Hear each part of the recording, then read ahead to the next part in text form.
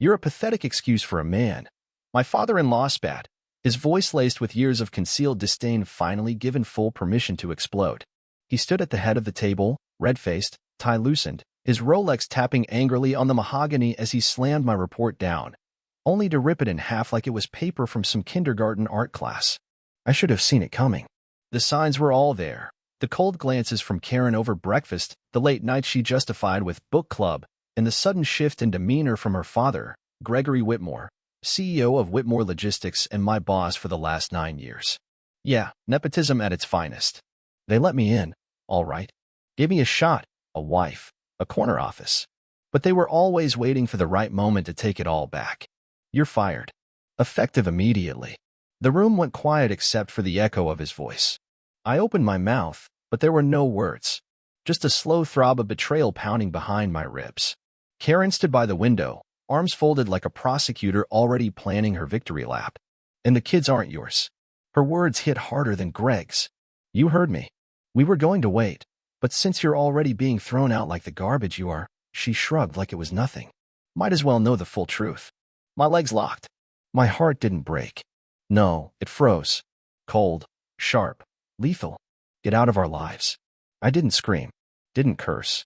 I didn't give them that satisfaction. I looked down at the manila folder I had brought in, my report, my data, my proof that I had taken their crumbling shipping empire and nearly doubled its profitability in less than 3 years. It lay shredded on the floor, trampled by Italian leather and ego.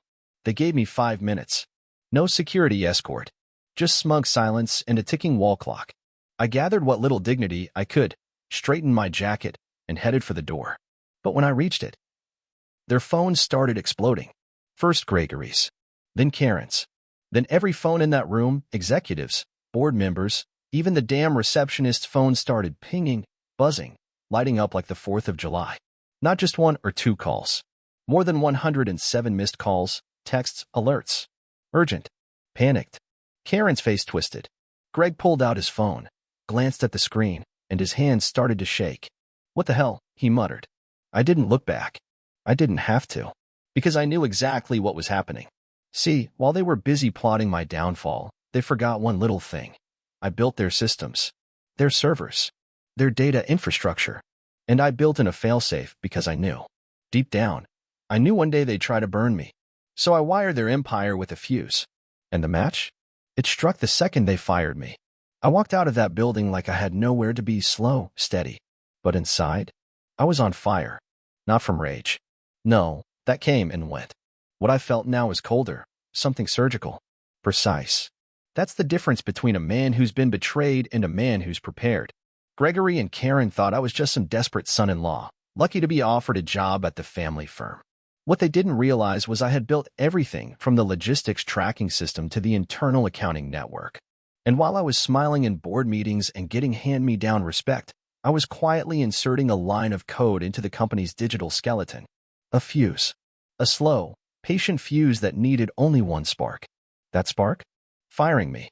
The second my employee ID was deleted from their internal registry, the protocol activated. Emails, bank logs, GPS data, private messages. All of it silently transferred and encrypted offsite into a private vault I owned under a fake name. And then, the bombshell, a package sent to over 40 investors, media contacts, and regulatory agencies. Subject line? Urgent. Whitmore Logistics, fraud, wire transfers, and infidelity. Inside, PDFs, screenshots, video recordings from security feeds, financial discrepancies cross-referenced with personal expenses. Let's just say the fancy retreats Gregory claimed as business travel were more private jet to Belize with someone else's wife than corporate seminars. And Karen? Her text chains with my so-called friend Logan were the icing on the cake. The man I had vouched for. The guy whose rent I covered when he was between jobs. Turns out, he was busy giving my wife what she claimed I couldn't. They even joked about it. He has no idea. But he thinks the twins are his. Let him pay the private school tuition a little longer. Twins. My twins. Except they weren't. Never were. You ever feel your stomach turn inside out? Like gravity just stops working? That's what I felt reading those texts at 2 a.m. 3 weeks before they fired me. That's when I stopped being the man who loved Karen. I became the man who was going to destroy everything she valued. And now, it was happening. By the time I reached the parking garage, I checked my burner phone. Messages from my lawyer, my accountant, even my old college roommate, Alex, now an investigative journalist. Everyone had received the package, and the story was unfolding exactly how I planned. Gregory's shell corporations? Exposed. Karen's affair? Public. Logan's connection? Terminated. The board? Already meeting without him. And those urgent calls? They weren't just family drama. The SEC wanted answers. I drove straight to my storage unit, where I had my backup laptop, an encrypted hard drive, and the second phase of the plan. The hardest part of revenge isn't the execution, it's the restraint. It's staying silent while they insult you, rip up your work, call you names. It's letting them think they've won, right up until the second their whole world collapses under the weight of their own lies. And collapse it would. Gregory once said, "I built this empire with my bare hands. I'm about to show him what happens when you bury a builder in the foundation." I wasn't a man anymore, not to them, anyway. Not to Karen, not to Gregory. In their eyes, I was disposable, a stepping stone that had overstayed its welcome. But in my eyes, I was a demolition crew with blueprints of their ivory tower. Inside my storage unit, a nondescript, 10 by 15 climate-controlled box sandwiched between a guy's comic book collection and someone's antique furniture, I opened the laptop I'd kept offline for months. This wasn't some petty move. It was a blueprint of what I was about to do. I pulled up the files. Folder 1, Whitmore Logistics, Embezzlement Evidence. Folder 2, Private Affairs, Karen and Logan, with timestamps. Folder 3, Paternity Fraud, DNA test results, and signed but sourced from the lab via friend inside. Folder 4, Whistleblower Contact Sheet. And finally, Folder 5, The Phoenix Trust.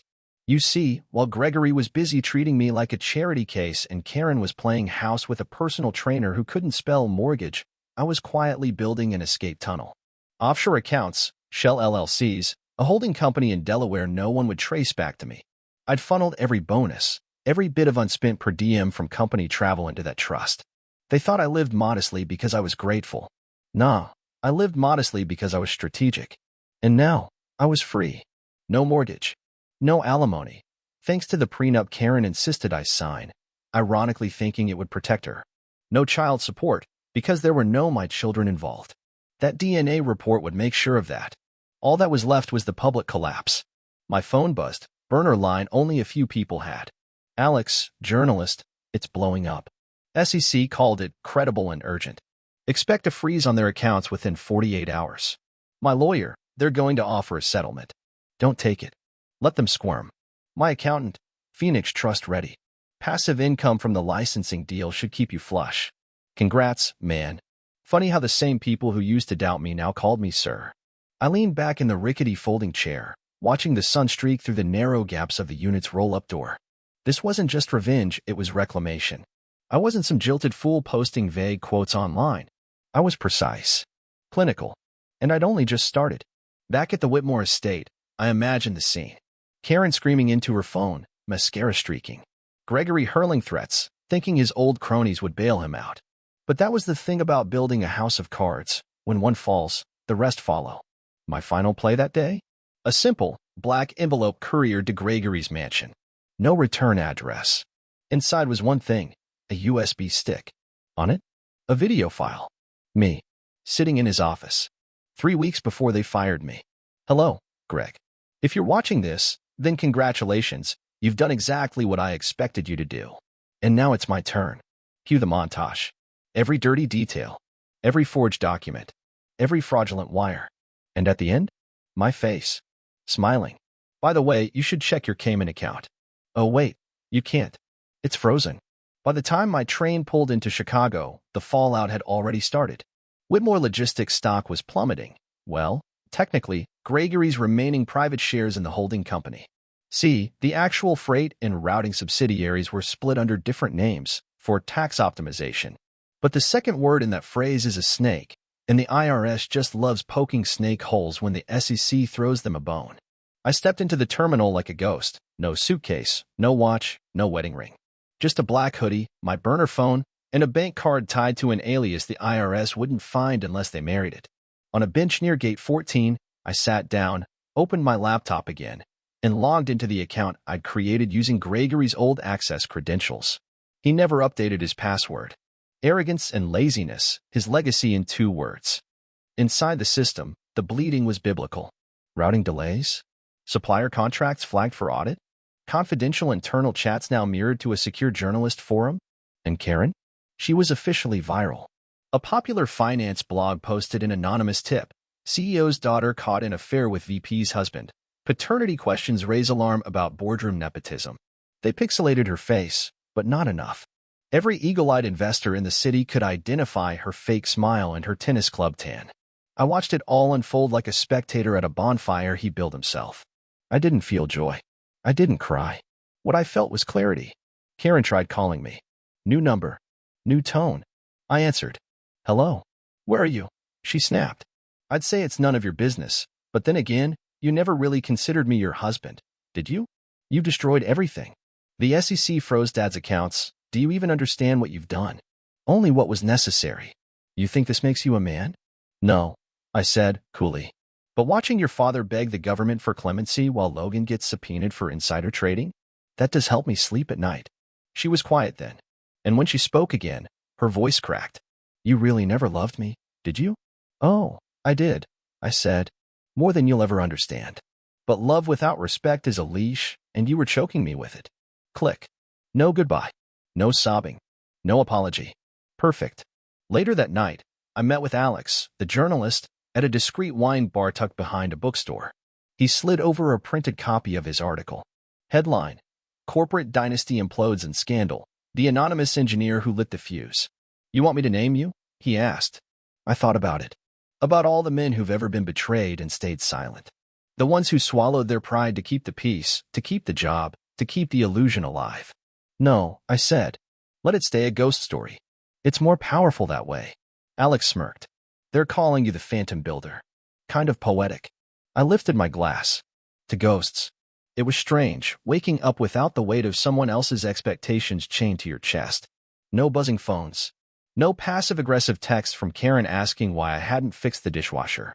No calendar reminders for a family brunch with people who'd rather choke on mimosas than look me in the eye. I was alone, but not broken. I took a cheap apartment on the south side of the city, concrete floors, no elevator, no doorman. Perfect. I needed to remember who I was before the wine cellars, the fake smiles, and the country club masks. And honestly, I was rediscovering the version of me they all tried to erase.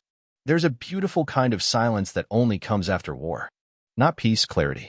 I didn't have to pretend anymore. Every morning, I hit the gym like I used to, back when I was just a guy trying to build something real. I logged hours learning new programming languages, strengthening my edge. By week 3, I had a new prototype running, nothing big, just an AI logistics model, but cleaner than anything Whitmore had ever approved. Pure code. Honest code. And the best part? It was mine. No committees. No red pens. No, Gregory wants this by Monday emails.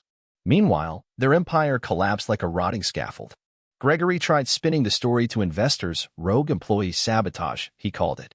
But no one bought it. The receipts were too detailed. The wire transfers too real. And when Logan flipped, yes, he flipped, like the coward I knew he was, the rest came tumbling out like floodwaters. He told the feds everything. How he and Karen siphoned company money to fund private accounts, how Gregory approved false invoices to dodge taxes, and how they'd even planned to push me out of the company years earlier, but waited for the IPO window to close first. They wanted to squeeze me dry. They thought I'd never bite back. I did more than bite. I made sure every single one of them choked on their own arrogance. Karen? She was the face of a failed dynasty now. Photos of her storming out of a courthouse, sunglasses too big to hide her shame, were circulating like wildfire. She lost her position on 3 charity boards and got dropped by her brand influencer agency. Her little side hustle, wholesome mommy lifestyle content, dried up faster than her loyalty. Gregory? Awaiting federal charges. His attorneys were already pushing for a plea deal, but his name was radioactive. His last interview was a train wreck of blame shifting and weak deflections. Logan? Working with the government now. Probably hoping for immunity. Good luck, buddy. But here's the part one never told anyone. I didn't just expose them. I bought them out. Quietly. Anonymously. Through shell companies and silent partners, I started scooping up devalued assets as Whitmore's branches filed for restructuring. Trucks, warehouses, contracts, all of it. They destroyed my name. So now, I own theirs. Whitmore Midwest Freight is now Iron Path Logistics, leaner, faster, and better managed. No more nepotism. No more fraud. Just the crew I hired, ex-cons, vets, and guys who know what hard work really looks like. I didn't rebuild what they ruined. I built something new. In my name. In my image. The city looked different now. Not gentler, no, but honest. And for the first time in a long time, I could breathe. No chains. No scripts. Just ash beneath my boots and iron in my spine. A man doesn't need to scream to be heard. Sometimes, all it takes is an envelope. It was a thick one, handwritten, no return address, stamped with a wax seal from a fountain pen I hadn't used since my wedding day. I sent 3 of them out that morning. One to Gregory, one to Karen, and one to Logan. Same message inside. But the beauty was in the delivery. Gregory's arrived first. His estate was now a ghost mansion. Real estate listing quietly marked it as pending foreclosure, though no agent wanted to touch it after the scandals. When he opened the envelope, I imagine he thought it was legal paperwork. It wasn't. Inside was a single page. Linen stock. Handwritten. Dear Gregory, you were right.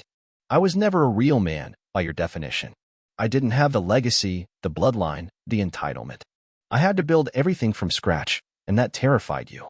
You mistook humility for weakness. You mistook kindness for submission. And worst of all, you mistook me for someone who'd stay broken. You made the mistake of teaching a builder how to burn. Your empire is ash. Your name is dirt.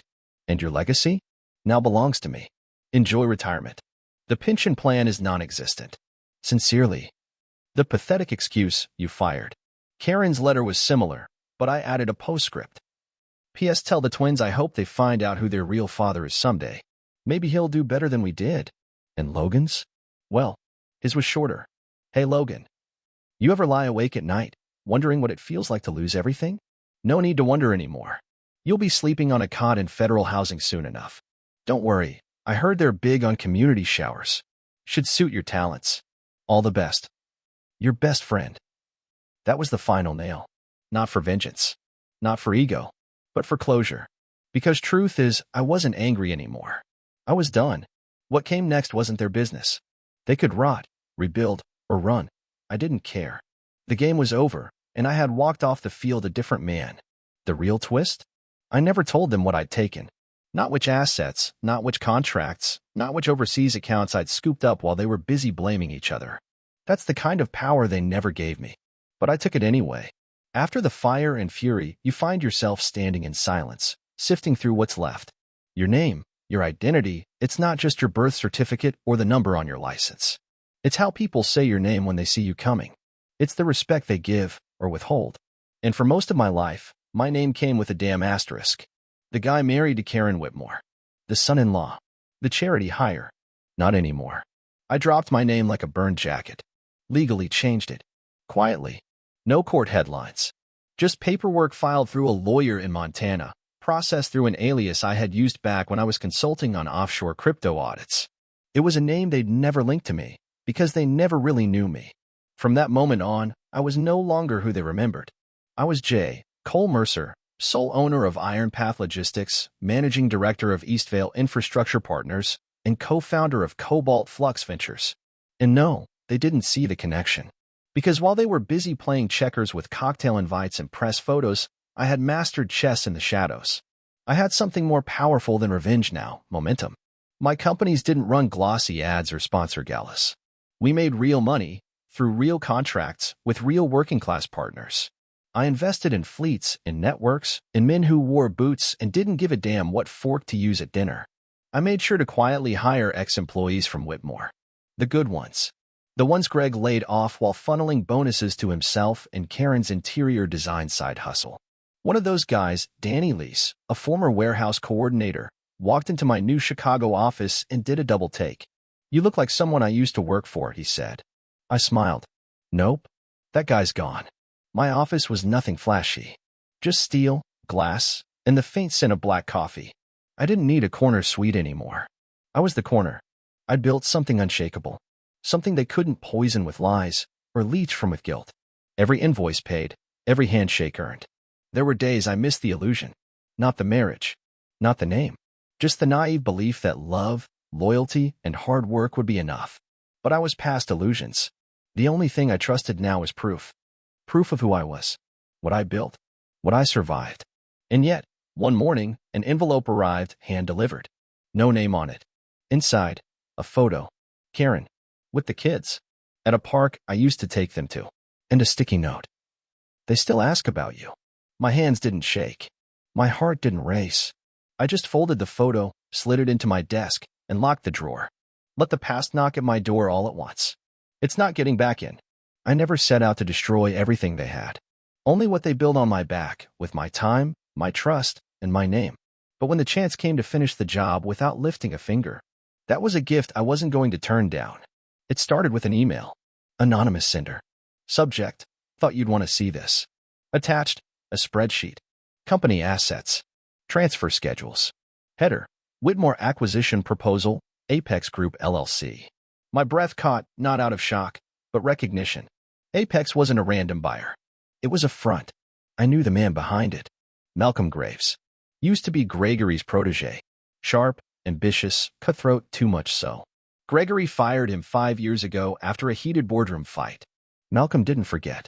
And apparently, he'd been watching everything from the sidelines while I did the hard part, exposing the rot. Now he was back, and hunting. I reached out, through a burner alias I used back when I did consulting for covert logistics audits. A simple message. Apex should check Section 12C of Whitmore's supplier contracts.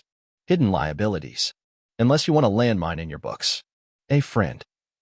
He replied 6 minutes later. Damn, you're the ghost, aren't you? I didn't answer. He didn't need me to. The next week, Apex launched a hostile takeover. Gregory never saw it coming, too busy fending off lawsuits and trying to keep his name out of bankruptcy court. Karen was nowhere to be seen. Logan? Probably in some concrete-walled government safe house selling out secrets like coupons. Malcolm gutted the company. Fired the remaining board. Liquidated assets. Renamed the entire entity. Dismantled every last monument to the Whitmore name.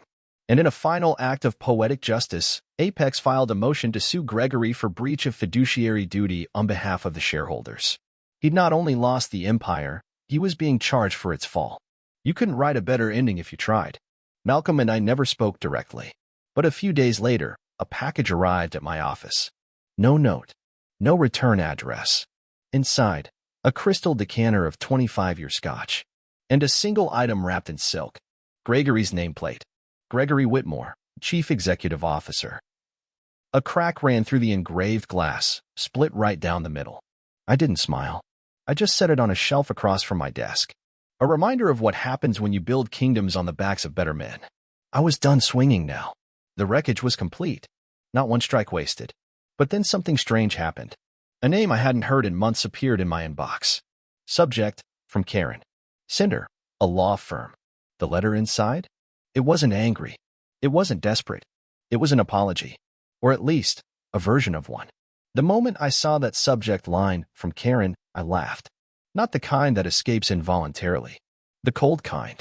The kind you let out when a storm passes and your house is still standing. The letter was scanned, PDF format, wrapped in a legal firm's header like a bullet tucked into a velvet case. Clean font. Formal tone. But it couldn't hide the desperation bleeding through the margins. Dear my former name. I know I'm probably the last person you want to hear from. You have every right to ignore this.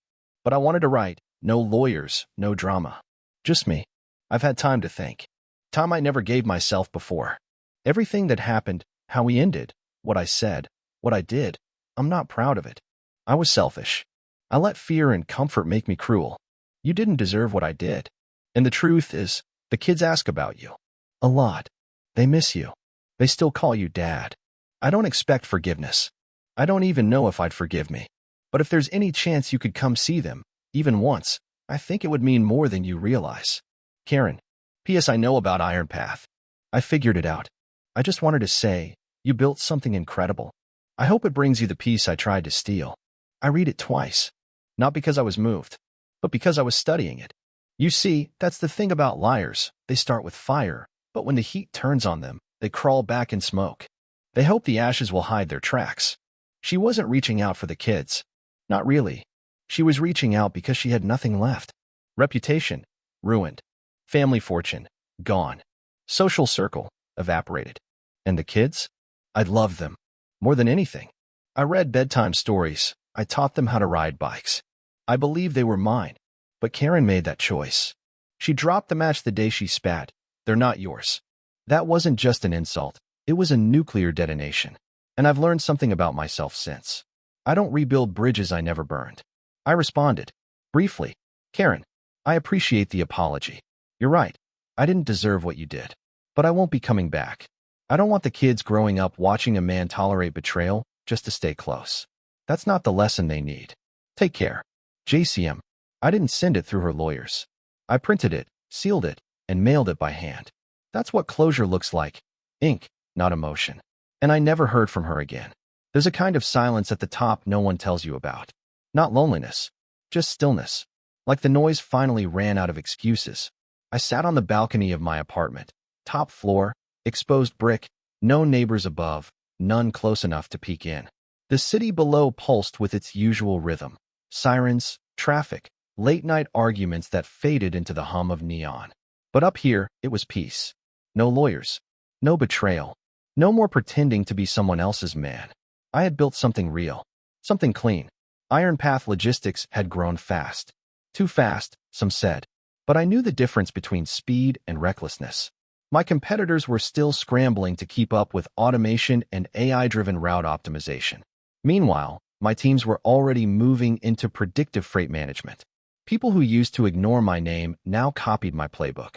I wasn't in Forbes. I wasn't on stage at TED. I didn't need to be. Because for once, my name didn't come with an asterisk. Funny thing is, power, real power, doesn't feel like fire. It feels like weight. Heavy, quiet, permanent. I kept things lean. No splashy cars. No diamond watches. Just one vintage Omega I rebuilt myself. Paid in cash. Worn only on Sundays. People started asking for interviews. I declined every one. They wanted a rags to riches story. A redemption arc. A headline. But what I had wasn't for show. It was for keeps. Sometimes I wondered about the kids. Not in a sad way.